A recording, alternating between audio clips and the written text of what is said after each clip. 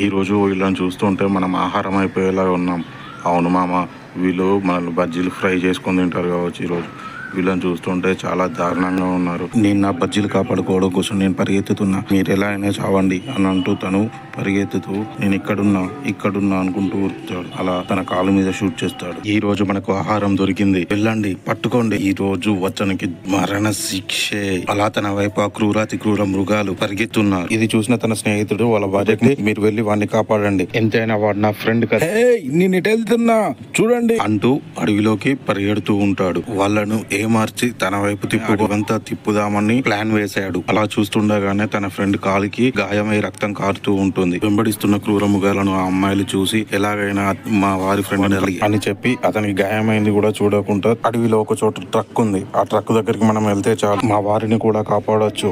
ఆ ట్రక్ దగ్గరికి వెళ్తే చివరికి అంటారు. ఆ ట్రక్ డోర్ ఓపెన్ చేసుడుతోటి అందులో నుంచి ఒక శవం బయటకు వస్తుంది. అయ్యో అయ్యో అంటూ అమ్మాయిలు ఏడుస్తూ ఉంటే, చాలు ఏడ్చిన కాడికి ట్రక్ ఎక్కండి అని చెప్పి మనం నా స్నేహితుడిని కాపాడుకోవాలి అంటూ చెప్తాడు. కొద్ది దూరం వెళ్లేలోపే క్రూర మృగం వీళ్ళను వెంబడిస్తూ ఆ ట్రక్ వెనకాల పరిగెత్తుతూ వస్తున్నాడు. అది గమనించిన ఆ ముగ్గురు ఆ ట్రక్ వేగాన్ని పెంచి ఇంకా ముందుకు సాగారు.